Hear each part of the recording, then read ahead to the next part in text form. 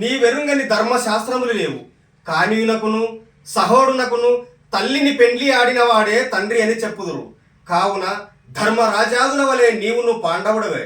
దుర్యోధనుడు సంధి కొడంబడని ఎరింగియు నీ ఇదంతము తెలిపి నిన్ను తోడుకొని పోవుటయే నా రాకకు ప్రథమ కారణం.